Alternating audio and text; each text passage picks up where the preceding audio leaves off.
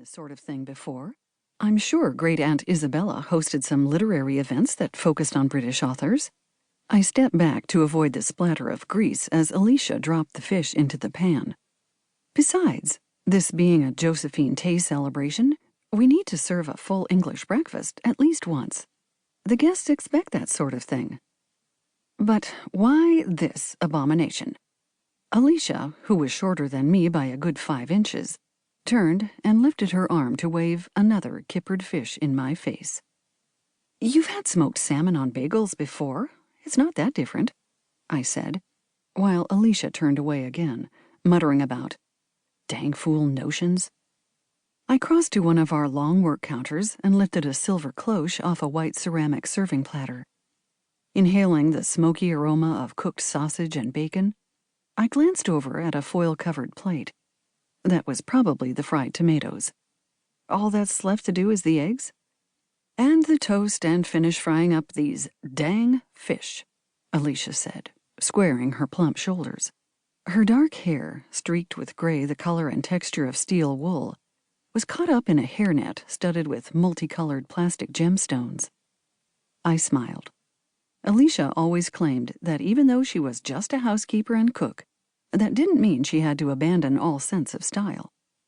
Although, I thought, Alicia Simpson is hardly just an anything.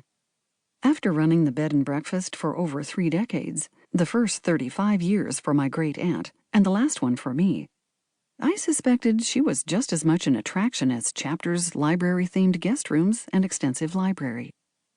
I covered the bacon and sausage before leaning back against the soapstone counter to survey the kitchen. Bright and airy, with a 12-foot-high beadboard ceiling, it was one of my favorite rooms in the house. My great-aunt had remodeled the original space when she'd converted her home into a bed and breakfast, adding commercial-grade appliances and other features that enhanced the kitchen's functionality. But she thankfully retained its traditional style. Plain white cabinets, many with mullined glass fronts, were fitted with black iron hardware. Light spilling from the large windows set into the pearl gray walls sparkled off the bright white subway tile backsplash and stainless steel appliances and sinks. A pair of French doors led to a large pantry that housed metal shelving, a standing freezer, and our commercial-grade dishwasher. "When is Damien supposed to arrive to start dinner?" I asked, mentally bemoaning the complexity of the War of Roses-themed dinner party I'd planned to honor mystery author Josephine Tey's most famous story, The Daughter of Time. Of course, I'd adjusted the menu to accommodate modern tastes. No one wanted peacock or swan today, but we were serving boar roasted with baked apples as one of the entrees. "Not soon enough, I wager." Alicia flipped the fish in the frying pan before turning to me. She swept her metal spatula through the air like a rapier. He tends to overestimate his ability to multitask, if you ask me. She thrust the spatula in my direction. And it doesn't help when you have him cooking such complicated nonsense. Boar, for goodness sake. Who serves boar? Richard III probably did, which is why it fits our theme for tonight. I bit my lower lip, considering the cost of the meat, which I'd had to order in from a specialty provider.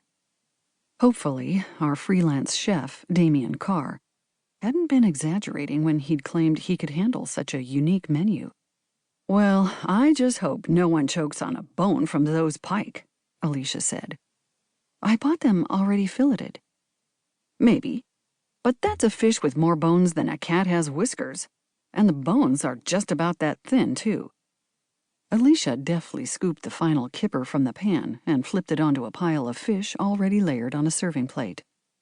Knowing how fast he likes to work in the kitchen, I'm not trusting Damien to check those fillets as carefully as he should.